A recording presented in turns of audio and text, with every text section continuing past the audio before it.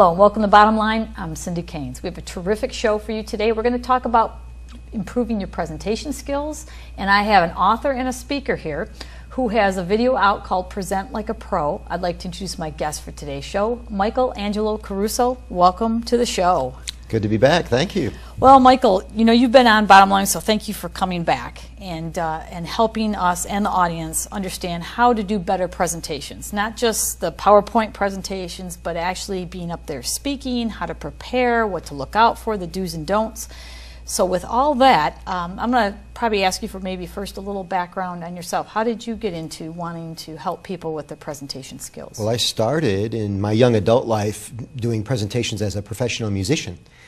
And every night we went on and gave a presentation, right? The band would play 4 45-minute sets and try to keep people's attention, figure out what worked, catch the rhythm of the audience, all that sort of thing. What I learned later in life is that everything is a presentation. Musical performances, speeches, interviews.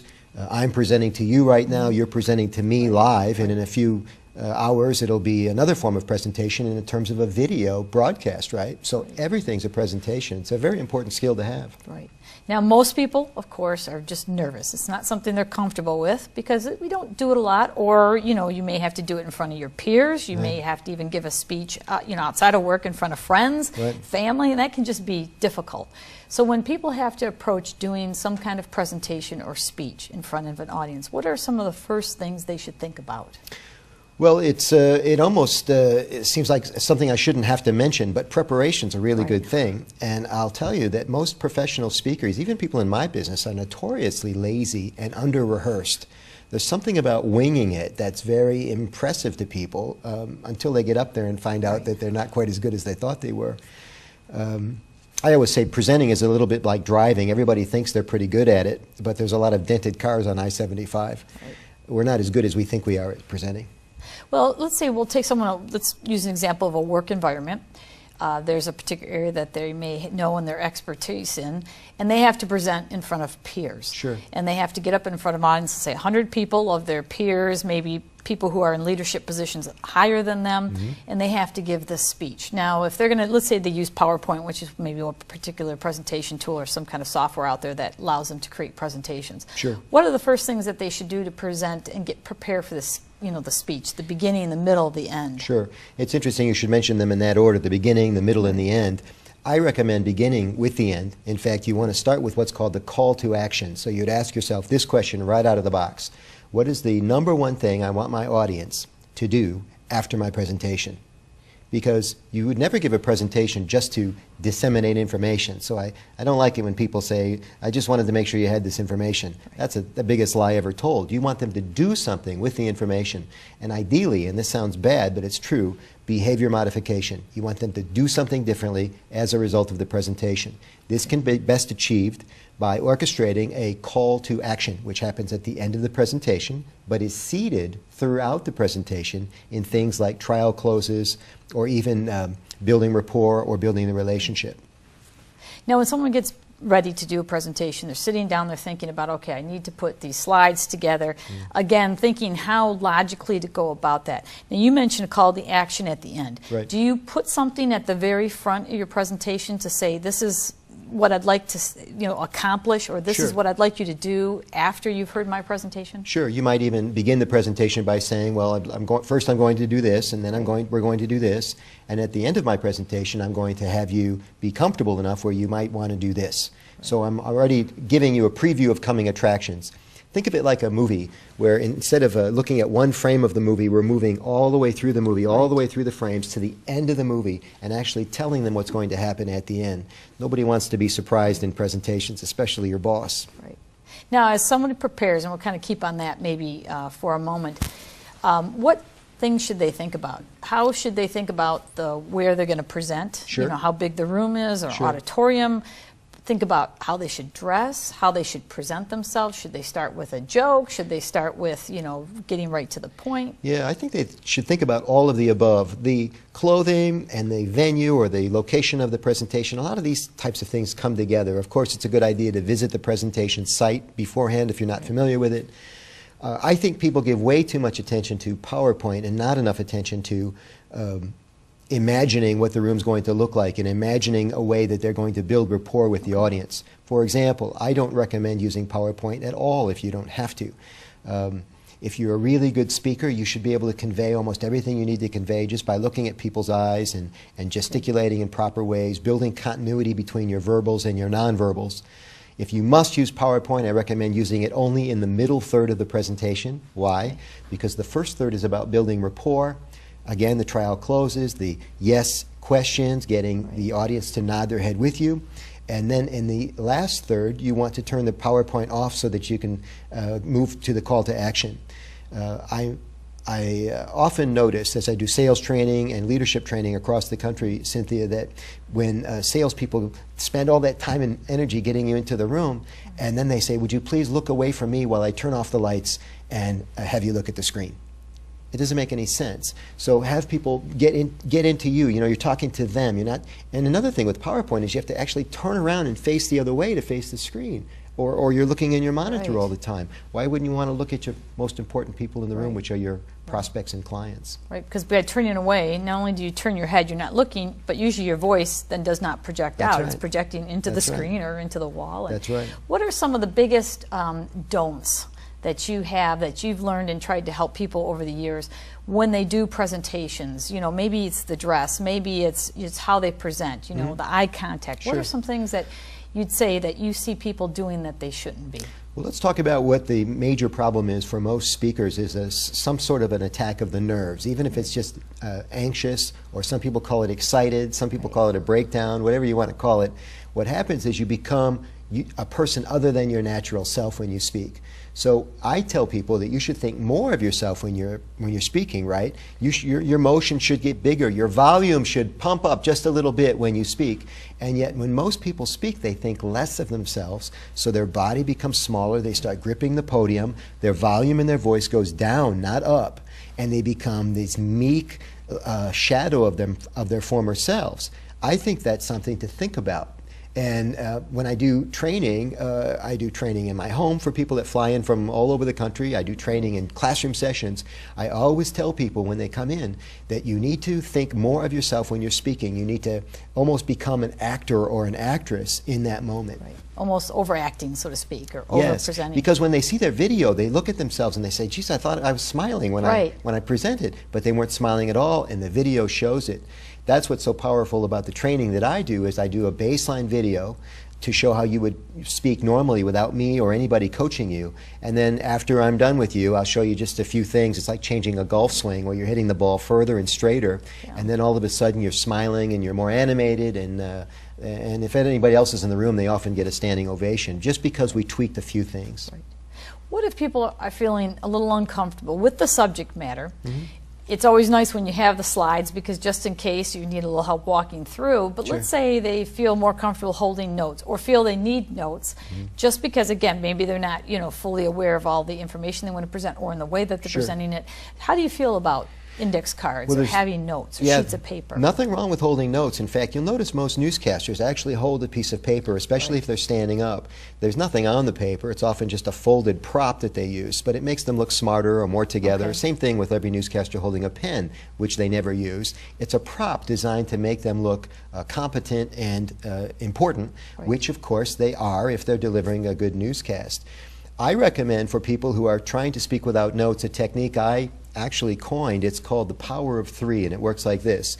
Let's say you have an hour's notice and your boss knocks on your door or your cube and he says, I want you to stand in for so-and-so at lunchtime and give the presentation. Like that never happens. So yeah, right. And so the first thing you would do, of course, is cuss out your boss for not giving you any notice. The very second thing you should do is hold out your three fingers like this, and then say to yourself, if I was only going to teach these people three things in my short presentation at lunch, what would they be? Now, this is called a mnemonic device, because you start using now these three fingers as triggers that will actually help you remember what you're going to talk about when you get into the program. So the power of three works like this. The number one thing, or the first thing I want to teach them, is this. The second thing I want to teach them is this, and you tap each time, and the third finger is this, right? So this could be alphabetical. It could be spatial, for example. This is what I want you to know about my program. This is how I want you to, why I want you to like it, and this is what I want you to go tell people about it. So head, heart, and legs, right? Okay. Head, heart, and legs is actually alphabetical as well. Right. So now all these things are starting to help you remember, and you don't even know it. It's going to work in your subconscious even. When you get in front of the room, you say, hello, everybody. I just wanted to tell you it's a pleasure to be with you here today. Do not tell them you're nervous. Do not tell them you only had an hour to prepare. Get right into it. There are only 3 things I want to share with you. Number 1, number 2, and number 3. And the beautiful part about the power of 3 technique is it's transferable. Later, people will ask the audience members, what did you think of Caruso's presentation? Well, great. He told us 3 things. Let's see, they were this, this, and this. And they'll actually use probably the hands as well to remember, because we do exactly that quite often. You know, people want to use it, and that's an excellent tool to help people do that. Now, having said that, I mean, it might be a good idea to use talking points, or again, hold that folded sheet of paper just in case you lose your place. But after enough practice, especially if you're focused on memorizing your talking points, the power of 3 is a very good tool to have. Now, I have to ask this question. You know, if you're out in front of the audience, you're talking to people, and maybe there's a podium, and maybe that's good because you can hold on. You know, because people might be a little nervous, and that kind of helps feel secure. Sure. What about eye contact? What happens if you are really nervous? And do you try to scan the audience? Do you try to look over them? And we might not mention some of the other things about, you know, the audience and that people use, but you know, what are some things that maybe someone can help as they're working on their presentation skills to start becoming more relaxed and a better speaker and seem more natural? I think that if you start thinking about relaxing when you take your place at the podium, it's probably too late.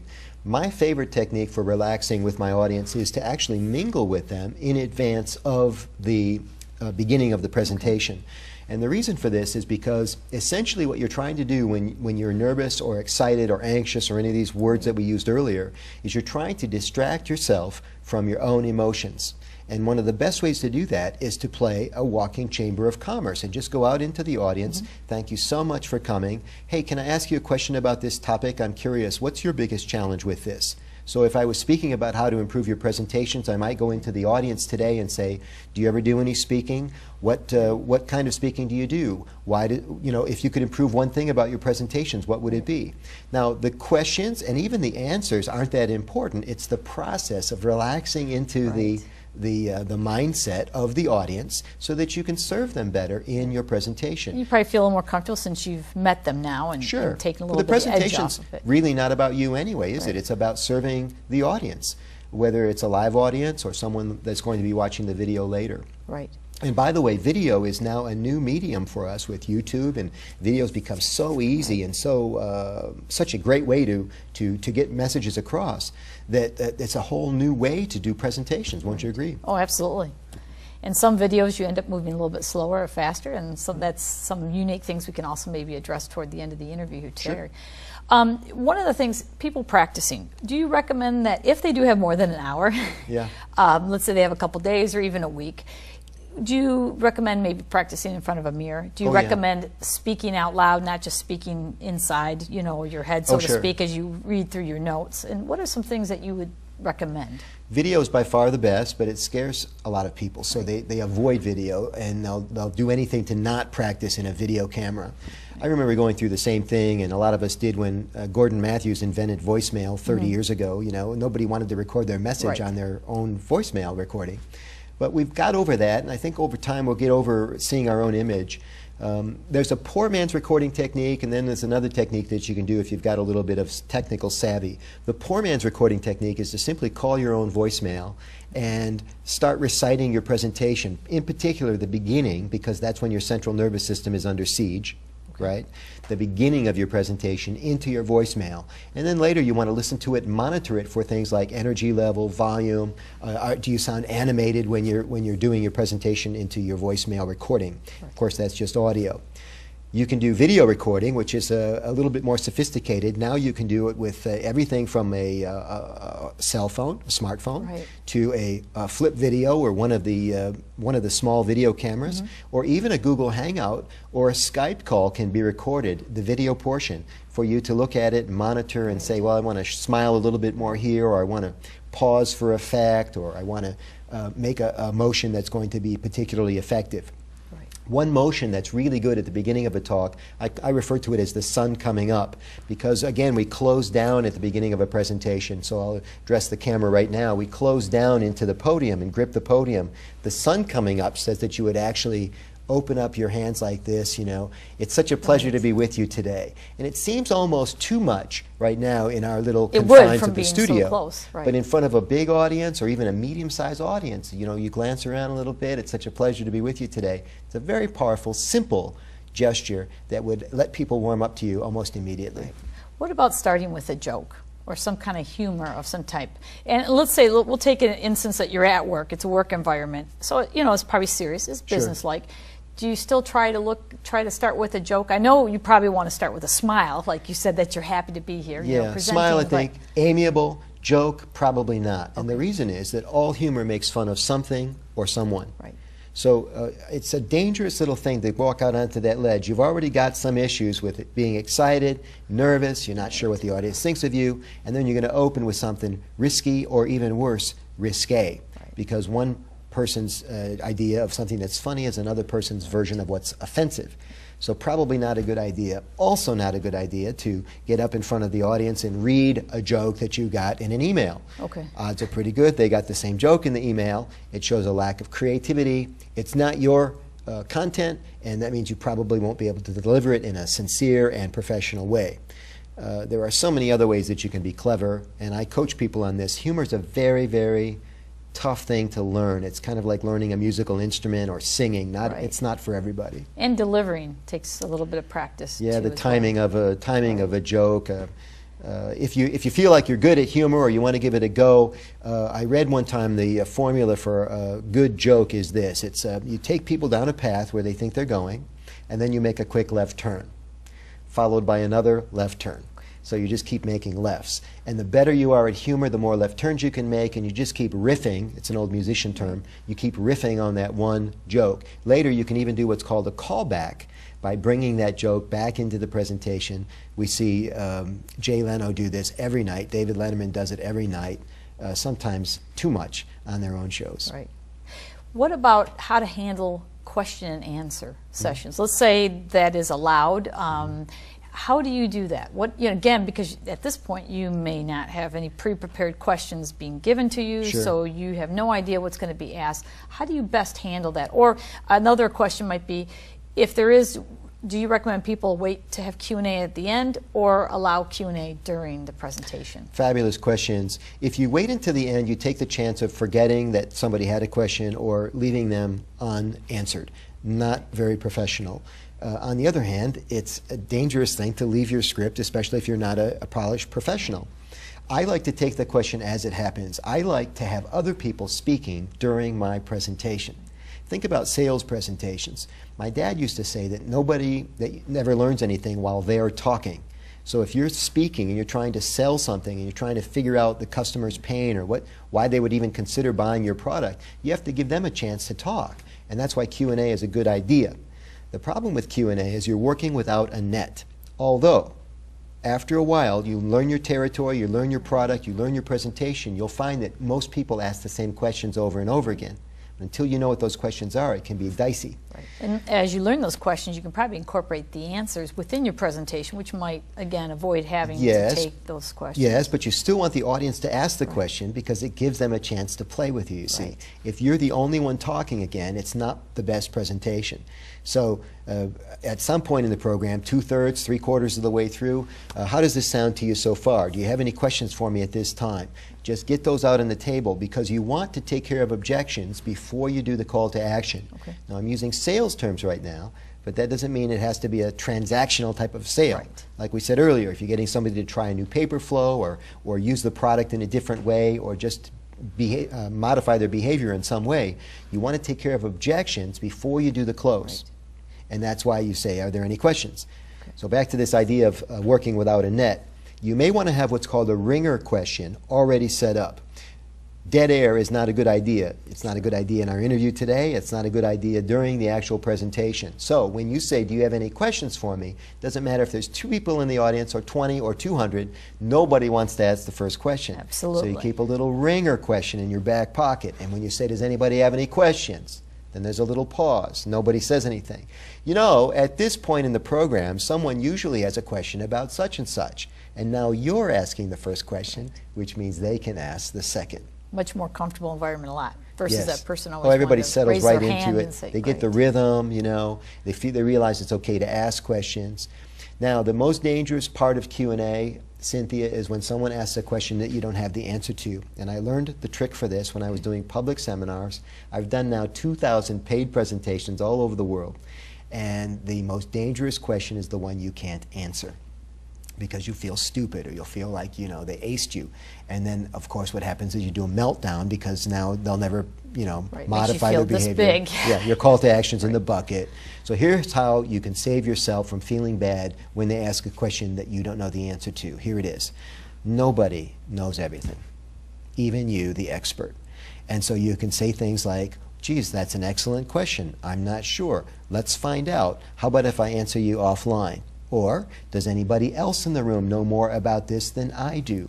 Right. Sometimes I'll say, does anybody know more about this particular aspect of the presentation than I do? Which saves me a little bit of, Right. you know, ego, should I start to be doing the meltdown, Right. that everybody in the room is smarter than me. There's always somebody in the room smarter than you. It's okay. You know, and in the age of Google, they're in the audience Googling right now. Sure. You know. So it's okay to not have the answer. Be all right with that, and I think you'll be fine. And I think you're right. I think the best thing is being honest. You know, I don't know that, but I can find out and let you know. And like you said, get the information offline and follow up on that. Now here's a mistake, by the way. If you have an audience and Right. then you know you're a pleaser in front of the room and you want to get back to them, you'll say, "How about if I let you know? I'll get back to you on that." Well, then another person will raise their hand and say, "Could you email me too? Right. Could you email?" And now you have this giant homework assignment, and you can never make everybody happy. Right. So I wouldn't promise that you're going to get them the answer or email them, especially if it's a large group, because that becomes problematic in follow through. Okay. So how would you handle that then if you can't make quite the promise? I to might get say back? something like, I'll post it, that sounds like a great blog post. Okay. How about if I give me about a week to address it, always longer than you need. Right. And you can go to my website, which is michaelangelocaruso.com, a chance for you to get your website out to everybody, and also play the authority. Now, you didn't have the answer right on the spot, but here you are delivering a week later as promised. Everybody's fine And with it. you get them to go to your website and check that out at the That's same right. time. So, That's right. what about dress? If we talk about men and then maybe women, men, what might be some don'ts for men when they dress in front of an audience? I like a collared shirt and a jacket. You don't have to wear a tie in today's casual society, but I think a jacket makes you look professional. Okay. And I like this little guy right here. This is called a pocket square. And when you're presenting, people like to know that you're on top of your game or that you're better than the average bear. And a little pocket square somehow lets people know that you're paying attention to detail. It's just one of those little things that just works. Do you know what men do that you would say is one of the biggest errors that men do when Yes, they dress? they leave their jackets unbuttoned. Okay. When they're standing. Now, we're seated today, so it's okay to be casual Okay. with a jacket. But if you're standing, you should wear close your jacket up. And if you're a little heavy or overweight or even self-conscious about your weight, you should wear a double-breasted jacket and still make sure that it's buttoned. Okay. What about for ladies? The first thing that comes to mind when I think about that might be if you have bracelets that bangle if you talk, you know, Sure, or move sure. around, or earrings or something. Is there something that you might address for women? I think ladies in general are better with what we call the appointments, which is the jewelry and the dress. Women would dress up in general more for a presentation than the average guy would. What ladies have to watch is what are called nonverbal communication, NLP, or neuro-linguistic programming. It's all the same thing. Okay. For our listeners that want to know more about NLP, they don't have to worry about the spelling of Yeah. neuro-linguistic programming. Just type NLP into your browser and your computer will go into gridlock. There's a lot of information about body language. Women, according to behavioral psychologists, make 8 times more major body movements per hour than men. What are we talking about? We're talking about flipping of the hair, fixing of the clothes, pulling down of the sweater, all of which are terribly distracting, especially if you're trying to be taken seriously and you want people to stay on content. Okay. So I would recommend for the women to be very careful, and that's where video comes in. You can kind of monitor Right. anything that you're doing that might be distracting. Men and women, Cynthia, do, and I would demonstrate if we could get up, but I know we can't, is a little kick as they're speaking, a little kick, or they pace too much, or some people try to act assertive, but while they're acting assertive, they actually take a half a step backwards. Okay. Not a Yeah. good idea. Interesting. That's what we call not being congruent. You want to say what you do when you speak. And if you say, I really think you should do this now, but you're taking a half a step backward as you say it, or I really believe in this product. Watch this. I really believe in this product. It just doesn't look the same. No, not at all. So these are some of the things to watch out for. Right. As we conclude the interview, if you had to give like the top 3 maybe items that you would have someone who's going to give speeches or be in front of an audience or even maybe even just in a group environment around a circular table, what would it be? Sure. First would be to begin with the end in mind. Start with a call to action. What is the one thing that you want people to do as a result of the presentation? The second thing, of course, would be to know your material. Know what you're talking about. Something about watching TV or the Kardashians or whatever has us very casual about presenting anymore, and I think it's so much more helpful for you to actually know your content. And the third is to actually practice the drill, especially the beginning of the presentation, which you should practice 10 to 1 over the middle of the presentation, or even the end, the call to action, which is so important. Practice the beginning. Right. And what's the best way to deliver that call for action? A short statement at the end? Or? I like something called weaving, which would have me weaving the call to action throughout the presentation and setting you up for it. Never to take advantage of you, but just to have you predisposed to acting on it when we finally do get to the end. Today in my presentation with you, I've tried to entice you a little bit about, and the viewers, about how they could improve their presentations by giving them some information, some nuggets that they don't know. About 2/3 of the way through the interview, I leaked my website to you and to the viewers. And here at the end, we'll give you a chance to buy my, or at least look up my new product, which is Present Like a Pro. It's a DVD. Right. And all of this has been to not be transparent about the fact that I've got a new product out, but to stage it in a way that would entice you to want to know more about it. If we had opened with the call to action, buy my DVD, it wouldn't be Probably nearly as turn people effective. off. Yep. And Well, you Michael, know this too as a professional interviewer. Yeah. Well, thank you so much for being with us here today. We're honored to have you back here. And as you know, we've showed you the website, and Michael actually mentioned it, michaelangelocaruso.com. So again, thank you for being on here. I wish you the best of luck in all the presentations you may do. Thanks for watching. I'm Cindy Keynes.